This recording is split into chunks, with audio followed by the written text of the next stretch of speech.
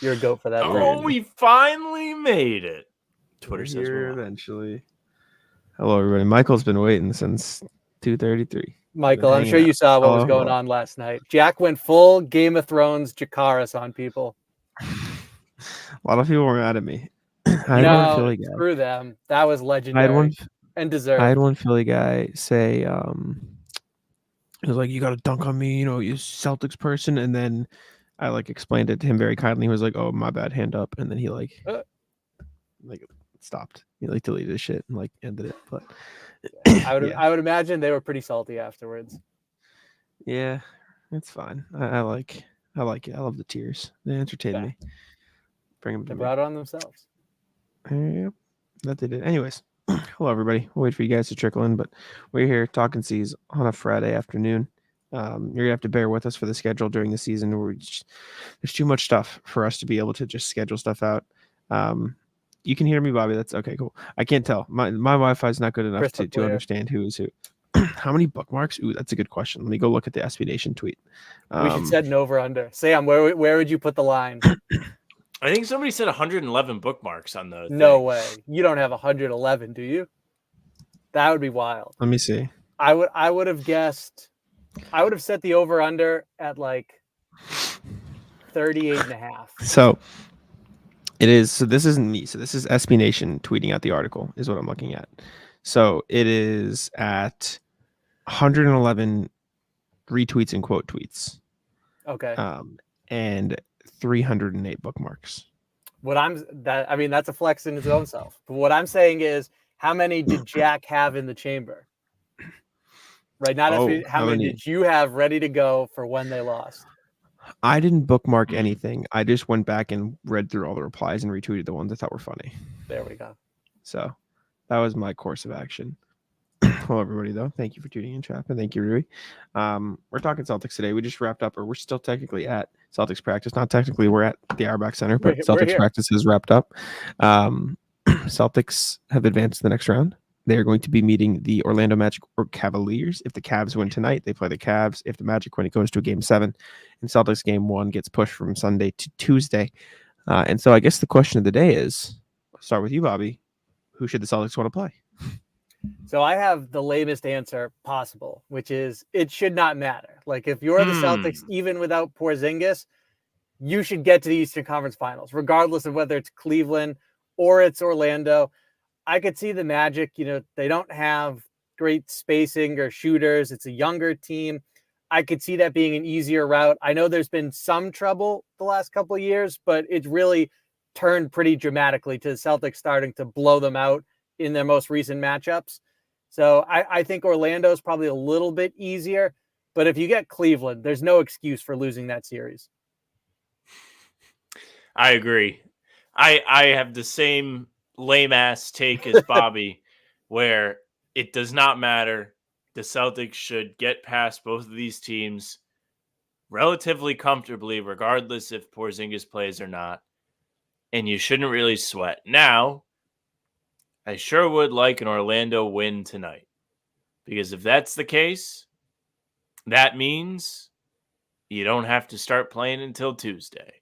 And if you don't have to start playing until Tuesday, your guys get an extra couple days to rest. And I think I saw somebody on the beat tweet this. I don't remember who it was. You avoid giving whichever team, or I guess Cleveland, rest days in the middle of the series. They would literally have no gap for rest. They would just be playing every other day for a month straight while you have had a week off. So I think that would also benefit the Celtics. And if I had, which I can't. Oh, I can. I'm still here. Right? You're good. We got you. Yeah, you came back. Yeah, we're flying blind today. If I had a preference, I would say I'd rather play Cleveland. I think Cleveland is going to roll over. I just do. I've said it all playoffs. I think Donovan Mitchell hanging over them with a potential exit isn't going to make it easy to come together as a unit if things get tough. My whole thing is, Sam and I just recorded an entire video on toughness and what toughness means and all that stuff. I think, like both of you, the Celtics should roll over either of these teams. I think they should beat them in 4 games, maybe 5, maybe 6 if something goes drastically wrong, but even that's pushing it. I think Cleveland is the better team for the Celtics to face. And I say that because they have two guys who will be on the floor in big minute situations that the Celtics can relentlessly bully. Like Don Mitchell's not playing defense on any of the guys in the starting lineup. Darius Garland certainly is not playing defense on any of the guys in the Celtics starting lineup. And even, I mean, they did it relentlessly the last time they played Cleveland. They just went pick and roll, got Jared Allen on Jason Tatum, and he blew right by him, like every single possession. He just right by him. Nothing that they could do. Obviously, Evan Mobley's back, and he's been really good this postseason. So that'll be a factor as well. However, the other factor, you know who's out indefinitely right now? Dean Wade. This is true. Street close Dean. I'm just saying that could be a benefit for the Celtics if Celtics fans want to get rid of the sting and they want to not be afraid. Just know that Dean Wade is currently out indefinitely. Yeah, so get rid of those demons. I don't know. Sam, I don't know if you heard me say Dean Wade is out indefinitely, but that was the highlight of what I pointed out. If that's the case, give me the Cavs. I mean, who's going to beat him on the Cavs if he's not playing? You think Donovan Mitchell's going to be the guy? I did see a legitimate tweet that makes sense. It's like, you're telling me the Celtics get to match up with That was a tough one. I think he's going to say exactly what I just said too, which I don't know if he heard me because he was frozen. But it did sound like he was going into a defensive liabilities rant. Mm-hmm. I've talked about it a lot on the pods. It wouldn't make sense. It would make sense. I mean, for him to say that. The freeze faces are so great. I will say so. Shout out to Sam for the elite freeze faces. They're always on point, Sam. It's incredible. We're getting to the point where I'm actually getting mad. You started this show with one hands up like this. That could be a T-shirt right there. Oh man, the next game they played, Cleveland D. Wade terrible played against the Celtics. Yeah, exactly. He had 0 points or whatever. I mean, I would think contesting his shots would solve the problem, but him being in street clothes means no problem to solve. It's funny when they leave guys open, they just seem to make everything. Game 2 against Miami, Dean Wade. It's like some weird trend. Got to do an article on it. They did leave guys open in games like 3, 4, and 5, and then the Heat like were normal again, and so it worked. And so I do think there's a balance to everything. That said, round 2 coming up. You said, Bobby, they should be confident no matter what. I don't need you to put a prediction down, but how many games are we talking here? Like, how confident are you? Like, how easy or much should this be? I see the 4 fingers, Sam. I said the same today, but like realistically, and that can be a realistic answer. I'm not saying it's not, but like, what's your line there, Bobby? I don't think either team makes them sweat. So a sweep would be a really nice way of handling business. At the same time, we can talk about the Celtics maturing. The Jaylen Brown line was a great one. Graduating. We haven't graduated. All that. At the same time, it is not entirely, as we just saw in the last round in game 2, past this team to still have a game where they're their own worst enemy. So I would say, are they plenty talented enough? And is there enough of a gap on that front to sweep either opponent? Definitely. Could I see once again it requiring a 5th game? For sure. I don't think either team pushes them to 6 unless they're really on, like if Paolo and Franz go nuts, for example, or Cleveland has multiple hot shooting nights, something like that. But I think ultimately it's 4 or 5 games against either opponent, and neither one makes you feel like we have to be worried here. Like Miami, because they're the boogeyman, they won game 2, and there were definitely some Celtics fans who were wondering where the panic button was at. See? So I don't think Orlando or Cleveland, especially with no history against Boston, will bring that out. Yeah, I agree. I think it should be 4 or 5 for each team. If I had to pick one that's more scary, it's Orlando because they've played exceptionally well at home. We will see tonight how they do in a game 6, but they have really been just like centuries better than they are on the road when they play at home. And that's characteristic of a young team, so it's not shocking. As far as the expectation, it should be 4 or 5. I just think that they are better than both of these teams. I think you're right. There is no boogeyman aspect to this. And not for nothing. The reason why Miami sucked, where like they were putting up 80 points in the 80s, we looked at this, Jack. Orlando and Cleveland also hanging around in the 80s a couple times in this series with their scoring. So they will not out firepower the Celtics. It is, there were 4 teams, or only 4 teams have had sub 90-point games in the playoffs so far, and all 4 teams have done it twice. So the Heat have done it 3 times. So the Heat did it 3 times. The Pelicans did it twice, and then the other 2 teams to do it twice are the Magic and the Cavs. So if you're the Celtics, and that is the bar, and respectfully, the Magic and Cavs are both great defenses. The Celtics are just as good a defense, but if they can do that while also having a far better offense, and I know defense wins games, right? But if you can use that defense and then just, I mean, if the bar is scoring 90 points, I feel like the Celtics should feel pretty okay about themselves. Like, that is the point I'm trying to make. Yeah, like the Cavaliers, they brought in Max Strus and Georges Niang in the offseason, but I still don't feel like they sufficiently solved that, okay, we really like our core 4. Now we need a proper wing here to be a part of our closing lineup in particular. And so I look at it, and there's still, as Jack brought up, there's so many liabilities. And then on the other end of the floor, like if Okoro's in the game, that's someone you can play off of and contribute to them only putting up 90 points at best. So to me, there's just so many holes with this Cavaliers roster. I know Karis LeVert has cooked the Celtics at times, but he's not my favorite archetype of player either. So I just feel like there's a lot of targets, especially when Cleveland is on defense. Yeah, I mean, then you look at the Magic roster, and it's kind of the opposite, right? Like, it is a very well-oiled machine on defense. Like, they're a very good defensive team. They've got bodies to stop the Celtics. But offensively, where are you going?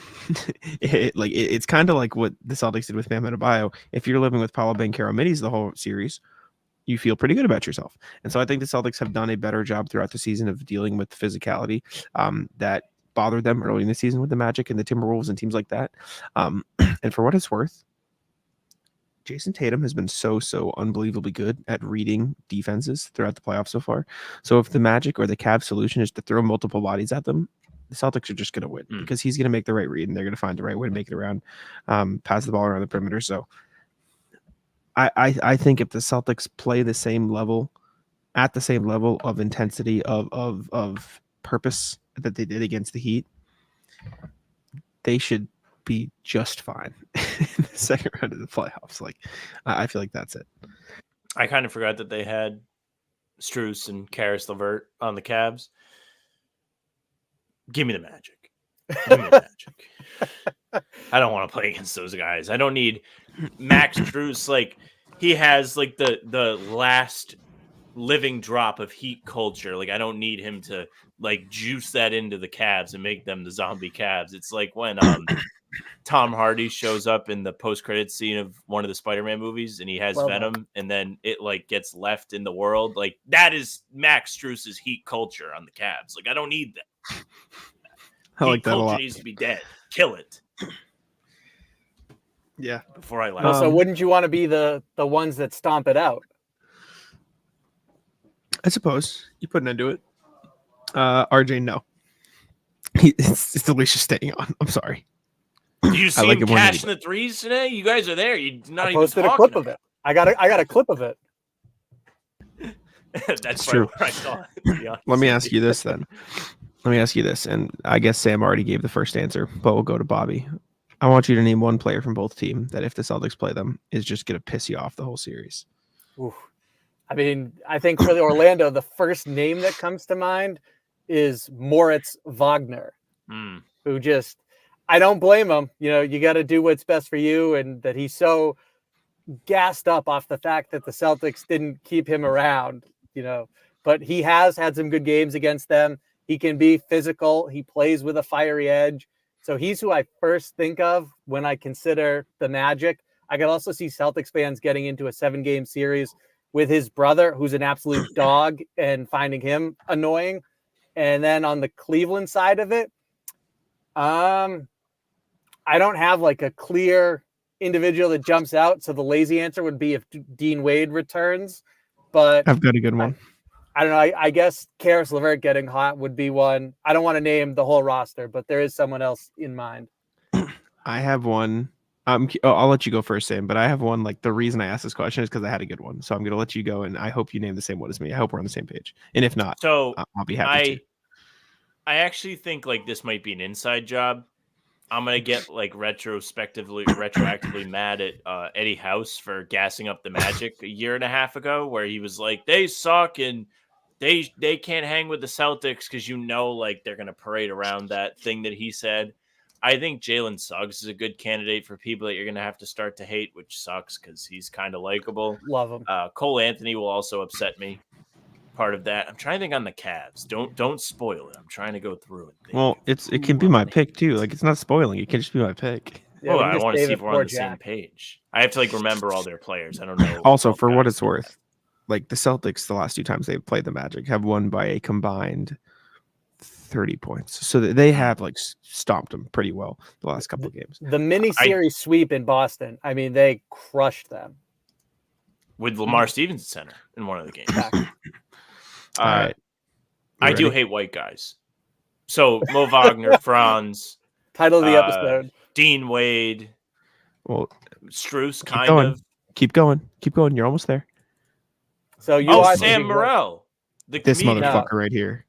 Yeah, this motherfucker right here. Local legend. This motherfucker. I knew that's what you were thinking. It's the gonna be minivan. the bane of Celtics fans' existence in the series. You want to know why?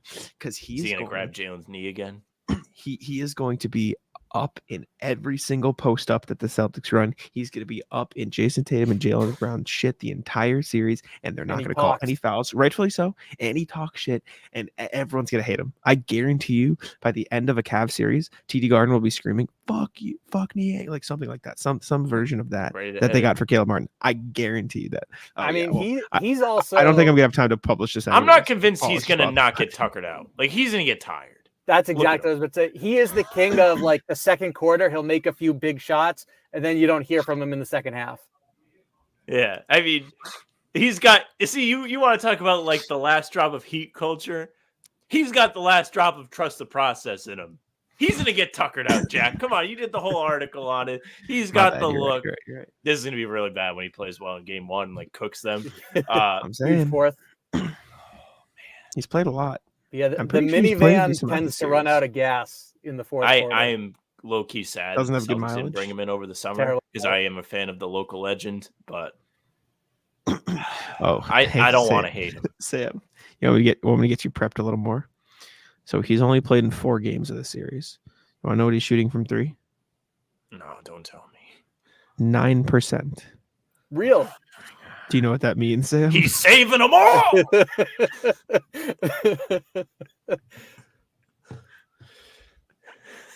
George Niang in the playoffs so far has shot 1 of 11 from 3. Because what happens now is they're going to see that on the scouting report, play off him, and he's going to go nuts one game. I'm just sitting here thinking about like who's going to be Buddy Hield, who's going to be like a laughing stock for their first couple appearances, then just make all the threes, like all of them in a row, like we saw in Game 6 against the Knicks yesterday. Mobley. Imagine Evan Mobley splashing a 3 in your face. It's not the time, Evan. It's not the time. These guys just need to understand like their role in the story. Like you're not here to win or compete. You're here because they have to play like the first 2 rounds of the playoffs. They don't get a bye. These teams are here to help the Celtics get to the Nuggets. That's it. That's all what we're all playing for. Yeah, that's it. And by the way, since we're on the topic of which players are shooting poorly that are going to shoot well against the Celtics, let's take a look and see the Magic side of things. So in the playoffs so far, Cole Anthony 1 of 10 from 3. Bo Wagner 1 of 7 from 3. Wendell Carter 4 of 14. Jalen Suggs 6 of 25. That's who's going to hit him. Jalen Suggs. Be ready. I mean, they were 0 of 17 as a guard trio in Cleveland in the first 2 games or whatever it was. Like they all were awful. They couldn't buy a basket. They were such cheeks. They're gonna come. They're gonna see the garden floor and they're gonna be like, "Oh my gosh, these baskets are like the ocean." They're what they're gonna do, Sam. They're gonna do green. It's green. It's the floor. It's green. They're literally exactly. They're playing 2K. Green. They're doing like when you green the shot animations on the park, like when the guy does like he does like the break dance after he makes the 3. That's what it's going to be in game 2. That's going to be Karis LeVert. Whenever I'm on playback, it's gonna be electric. Like, just watching me get mad. Is there a NBA player Friday make night shot playback? me furious. I'm sure Jake will hook it up with at least one in this series, so I'll be there. All right. Bobby, anything else you want to touch on before we get to trivia? I think we're ready for trivia. All right. Let's do it. I'm keeping it simple today. Nice and easy for you. Most minutes played in a single second round game. I need to add that. A single second round game Hold on, chat off. by a Celtics player Most minutes played. since 2014. It's the last 10 years.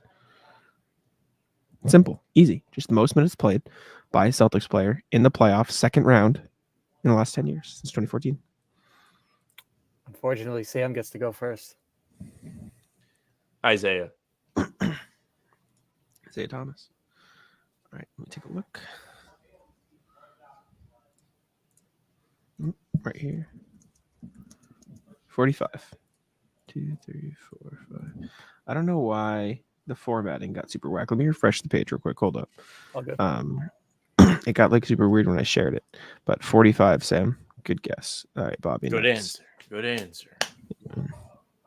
I'll be going with the pride of Duke, Jason Tatum. All right, hold up. Let me make these a little bigger for you. It's weird because I'm on my laptop, so all the formatting is like designed for my you know what I'm saying? My For the desktop.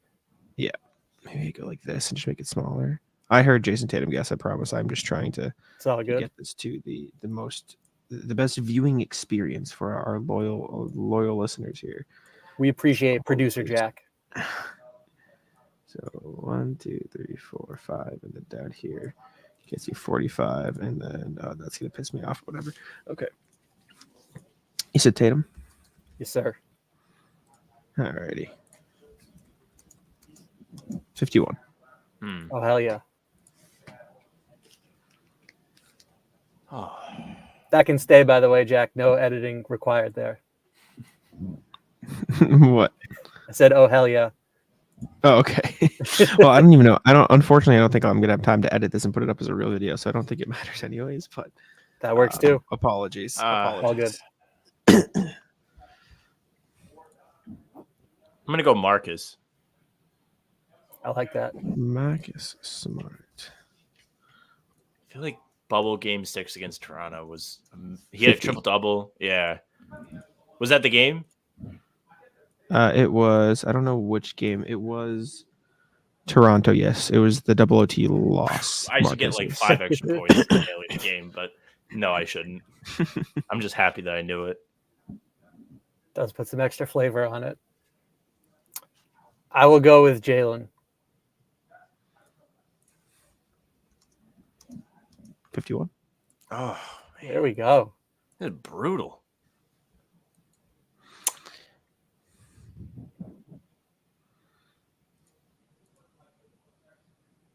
I'm gonna go with Horford. I mean, all things considered, it's a good guess. Just he played against Washington, played against Philly in 2018 in 43. overtime. Yeah, bad guess.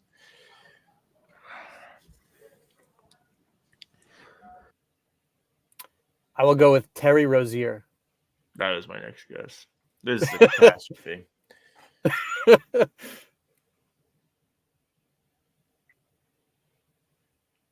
44. I have lost every round of this.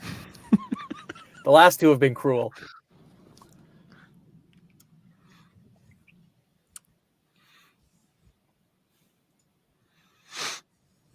I'm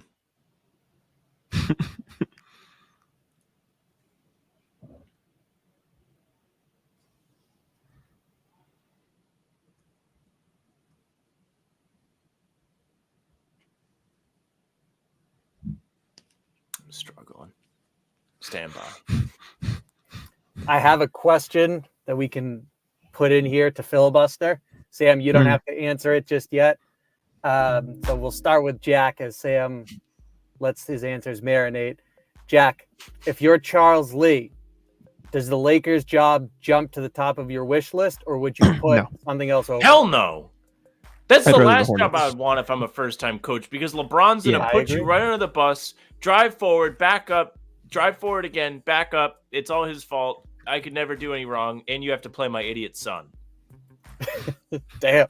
I do agree, though. I think the Hornets, with a young team, pieces to develop, and just how much leeway he'd have, I see that as being the more attractive job. But he's also coming from being in championship contention for a long time now, so it's a major It's true. step back on that front. And I do think there's a world where the Lakers, I was telling Sam, like, I do think with AD and LeBron, there is a world where they could get back to that status. The roster just sucks, and that's not the coach's fault. And they preserve their draft capital at the deadline, so they can make a move. I'm going to go Sam, any guesses? Avery Bradley. Ooh, that's a good one. We'll see.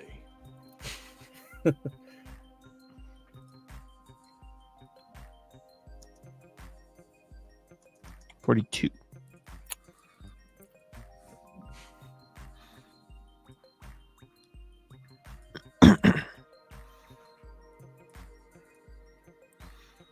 Back to you, Bobby. Are you just focused on not choking now? Is that Yes. Well, where your head's at? the guess that I'm prepared to move forward with might be a choke job. Do it. Content. I am gonna. Oh Brett man, Favre? here we. Brett Favre.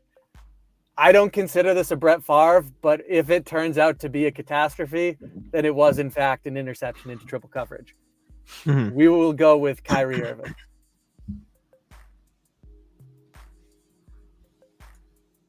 Try to read Jack right now. 44. I have lost every round.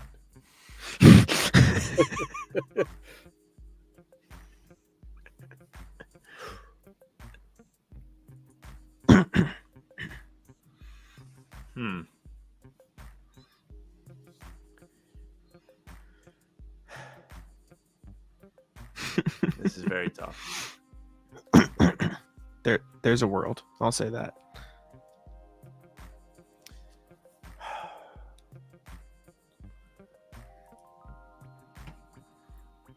It's the low hat like he's at a poker table for me.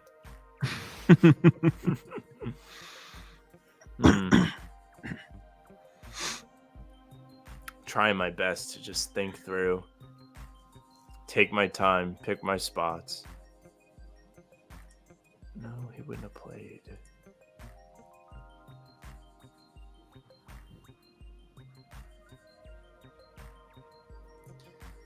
I'm gonna guess Kemba. Hold up. I changed the background by accident. Okay. You said Kemba? Yeah. 52. Oh, we might be back. Wow. Okay. I told you there's a world, Sam. You found the world. You found the world. Sam might have just clutched up. You guys had the game. That's what I thought back to be honest with you. Sam found the world. He found the world. Now it's up to Bobby to defend. Bobby needs 42 to tie and 43 Motherfucker. to win it. You know, I can't sometimes that is I love that.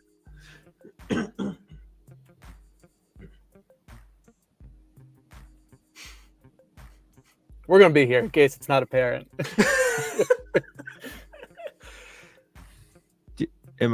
Am I saying as usual like No. Yeah, this one that feels dishonorable. Like fouling when you're up by 3 at the end. Yeah, you're right. I hate the fouling up 3. I know we talked about it in the little roundtable group chat yesterday. It does feel like it kind of should be banned. It's not in the spirit of the game.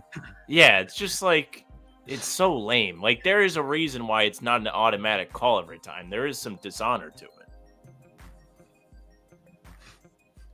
it. Bobby, just to clarify, you cannot guess this. Joel Embiid is truly a double agent. It is remarkable that he just resorted to falling down instead of trying to actually make baskets in the fourth quarter. Like I was watching my dad, and I was just like, "Huh." If he actually like tried to make shots instead of trying to get to the free throw line, the game would look so much different for him. You could see him flip the switch on the one that like the sequence you're talking about, Sam, because he's first looking to pass to get someone a three. It's not there, and he immediately goes into grift mode. Yeah. I mean, like if you watched that game yesterday, it did not matter who they put on him. He just backed guys down and threw up a hook shot, went in. He could do that every time, but he just tried to fall all over the place. Jack, I have my guess. It's who I was going to guess this round no matter what. But man, I am nervous. Jay Crowder.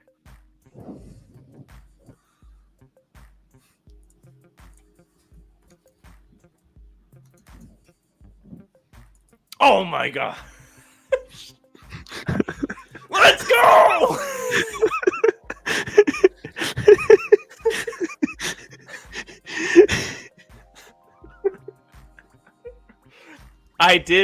I'll say this, Jack. I did have Chapa's guess walk across Bobby, my mind. there was one single answer that would have won it to you, and that was the next highest of anybody on the board. So there's only one name, and it was the Toronto game where they played double OT. The German sensation, Mr. Daniel Tice, 47 minutes. Not on you, Daniel. I almost guessed him instead of Kemba because I was like, well, did Kemba have the knee injury? Were they afraid to play him? But I was like, who is the backup center? This was my concern all along, that Sam would pull something because it was close. Like I was barely getting more than him in the rounds. I was like, the last round, if he throws a bomb. Wow. Oh man. Yeah, Kemba was the number one answer. Like that when I said there was a world Sam could win, that was literally the only possible world was if he got Kemba. I was hoping this would end with us game? guessing Jay Crowder and Amir Johnson. Yeah, Amir Johnson was Chapo was saying. Chapa got it right. He had Tice. It was a double overtime game. It was double OT, yeah. For what it's worth, the next highest after Jay Crowder that you could have possibly guessed is Grant Williams at 39. So like that was the last thing you had in the box. I wasn't gonna guess Grant. You guys got all the top answers. That hurts the soul. Holy shit. I think this is the first time I've ever won in the clutch. I always choke. And Bobby didn't even choke. It's just like he just got unlucky. I was worried. It was too close for comfort. Daily dozen, shall we? Time to bring the boys need a back palate together. cleanser. Yeah. Before posting 3 900+ yards in Denver, Manny Sanders played his first 4 seasons with this AFC team. Steelers. Broncos? Steelers. I did not know this. Before posting 900+ yard seasons in Denver, which team did he play for? Broncos? Oh, shit. A top 5 high school recruit, this forward attended Missouri in 17-18, but only 3 collegiate games before coming to Nuggets for Charlotte. MPJ, him and all his brothers. His brothers. What Middle Eastern country hosted the 22? Qatar? Yeah. What is the nearest U.S. state to the capital to Denver, Colorado, other than So it would be Salt Lake, Cheyenne. I think it's Cheyenne, Washington, or Wyoming. Sorry. I feel like there's like let's see. It's you can. So it's Utah, Colorado, Arizona, Nevada, or New Mexico rather. So that'd be Phoenix and Albuquerque, right? There's Albuquerque, but what is east of Denver? Is it Oklahoma? Maybe like Kansas. This is a good one. I think it's Cheyenne. I think it's Cheyenne. Okay, Well. I agree. I trust you guys. I don't have a feel at all. Wait, why? So it's CHEY. Oh yeah. There we go. Clutch. Look at that. Come on. Love to see Celebrity it. mashup. It's John Cena. John right? Cena. Is it Miles Teller? I don't know who that is, but I don't think that's Miles Teller. I don't either, to be honest. I don't know who it is, but It's gonna be. Is it Tom Hardy? No, it's not him.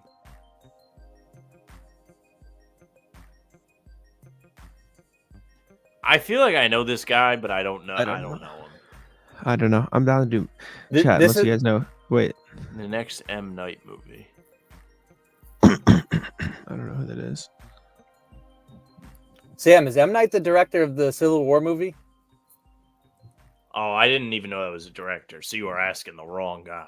Gotcha. M. Night Shyamalan. Signs. I don't know. I'm happy to guess Miles Teller because I don't know the answer. Maybe we come back to it. Josh Arnett. Josh Arnett. We'll put it in. Oh, Oh, that it's not might be nails right there. That might be exactly who it is. Josh Arnett's not an option. Do you mean Will Arnett? Is it Hartnett? It's not Will Arnett. Josh Hartnett? This guy? Oh, I got to turn the chat on. Let's see what they say. Yeah, That's Chat's what back. Chap is. I think Chappa means Josh Hartnett. Chap, is that who you mean? Hartnett? Yes. Yeah. I mean, That's I'm down the- to roll with It's just Chappa. with a T. Oh, that's amazing. That What boy a Chappa. Guy. What a guy, Chappa. That's huge. Owned by Tootsie, what candy brand name? What's the name of the Raptor manufactures and distributes Blow Pops? Oh, Owned by Tootsie.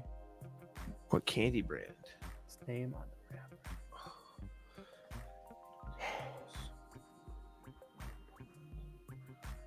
Blow Pops. The hell It does. candy Like I name? can picture the wrapper. I don't have the name though.